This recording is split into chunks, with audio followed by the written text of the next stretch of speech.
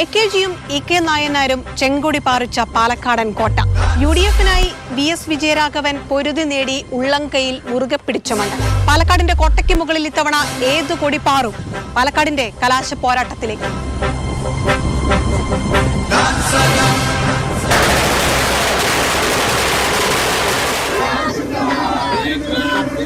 വലത്തോട്ട് വീശിയ പാലക്കാടൻ കാറ്റിനെ കോട്ട കെട്ടി തടുക്കാൻ സഖാവ് എ വിജയരാഘവൻ. പാലക്കാടിന്റെ മണ്ണിൽ ഇത്തവണ ചെങ്കൊടി പാറുമോ?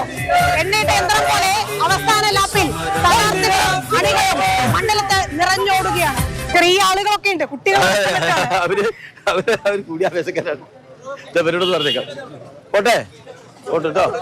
ആദ്യം ചെങ്കൊടി ഇത്തവണ വീശുന്നത് പാലക്കാടാണെന്നാണ് ആ ഒരു ആത്മവിശ്വാസം തന്നെയാണ്. കഴിഞ്ഞ തവണ രാഹുൽ ഗാന്ധി എഫക്ട് ഒക്കെ കേരളത്തിൽ വലിയ തോതിൽ യു.ഡി.എഫിന് അനുകൂലമായതാണ്. ഇത്തവണ അങ്ങനെ ഒരു എഫക്ട് കേരളത്തിൽ ഉണ്ടാകുമോ? എങ്ങനെയാണ് സഖാവിന്റെ ഒരു വീക്ഷണം? കഴിഞ്ഞ തവണ കേരള ജനതയെ പറഞ്ഞു പറ്റിക്കരുത്. കോൺഗ്രസിന്റെ അതില് ഒരു ഭാഗം മാധ്യമങ്ങളും ആ ചുമതല നിർവഹിച്ചിട്ടുണ്ട്. അന്ന് അത് പറഞ്ഞു പറ്റിച്ചവർ ഇന്ന് പറയുന്നില്ല.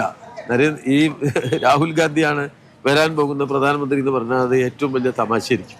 മോദി ഗ്യാരണ്ടിയാണ് ബി.ജെ.പി സ്ഥാനാർത്ഥി മുന്നോട്ട് വെക്കുന്നത്. എങ്ങനെയാണ് എൽ.ഡി.എഫിന്റെ പ്രതിരോധം? ആ ഗ്യാരണ്ടി ഒന്നും കേരളത്തിൽ ചിലവ് പോണില്ല. പാലക്കാട് നിന്ന് വിജയരാഘവൻ വൻ ഭൂരിപക്ഷത്തിൽ ജയിക്കും, ഞങ്ങൾക്ക് ഉറപ്പാണ്. ഈ മണ്ഡലം എന്തായാലും തിരിച്ചു പിടിക്കും ഇപ്രാവശ്യം എന്നുള്ളതാണ്. കേരളത്തിൽ മുഴുവൻ ഇടതുപക്ഷ ജനാധിപത്യ മുന്നണിക്ക് അനുകൂലമായ ഒരു രാഷ്ട്രീയ സാഹചര്യമാണ് ഇപ്പോൾ. പാലക്കാട് സ്ഥാനാർത്ഥി ആദ്യം ചെങ്കൊടി പാറുന്ന മണ്ഡലം പാലക്കാടാണെന്ന് തറപ്പിച്ച് പറയുമ്പോൾ 50,000-ന് മുകളിൽ ഭൂരിപക്ഷത്തിൽ പാലക്കാട് ചെങ്കൊടി ഉയരുമെന്നാണ് അണികൾ ആവർത്തിക്കുന്നത്.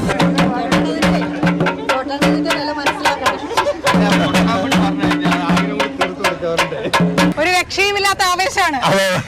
എങ്ങനെയാണ് പാലക്കാട് കൊട്ടി കയറുമോ ബി.ജെ.പി? ഞങ്ങളെ കൊട്ടി തമർത്ത് കയറും.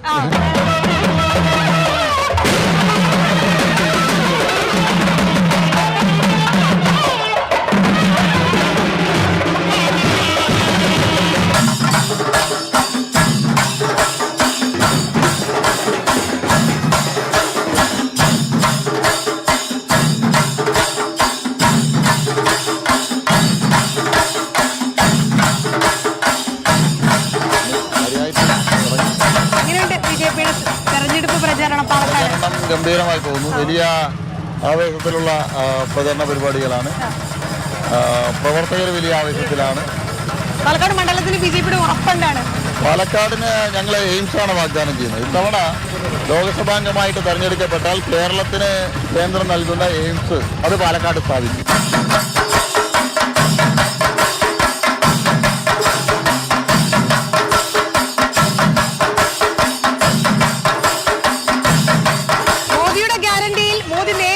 പ്രചാരണം കൊഴിപ്പിച്ച പാലക്കാട് താമര വിരിയിക്കാൻ കളമൊരുക്കുമെന്നാണ് പാലക്കാട് ബി.ജെ.പി സ്ഥാനാർത്ഥിയുടെ പ്രതീക്ഷ.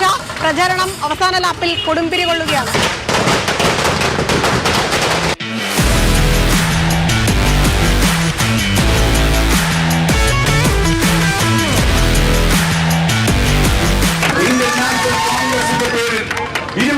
രാഷ്ട്രീയ പാർട്ടികൾ ഒരുമിച്ചത് ലോകത്തെ ഏറ്റവും വലിയ ചരിത്രമാണ്.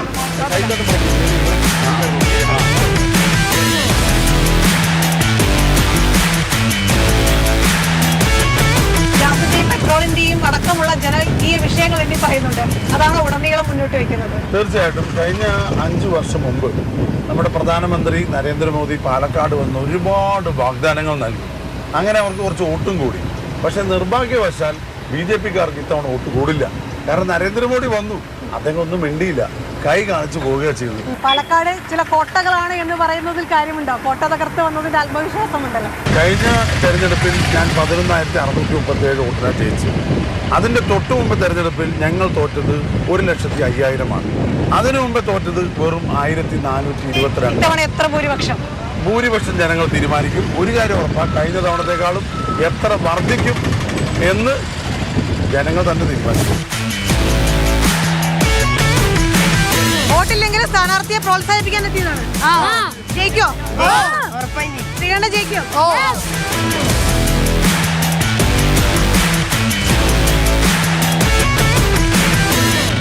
കഴിഞ്ഞ തവണ നേടിയ കരുത്തുറ്റ വിജയത്തിന്റെ ആത്മവിശ്വാസം പാലക്കാട് മണ്ഡലം ഇത്തവണയും കൈപ്പിടിയിൽ ഒതുക്കാമെന്ന ആത്മവിശ്വാസത്തിലാണ് യു.ഡി.എഫ് സ്ഥാനാർത്ഥി വി.കെ. ശ്രീകണ്ഠൻ അവസാന ലാപ്പിൽ മണ്ഡലത്തിലുടനീളം സഞ്ചരിക്കുന്നത്.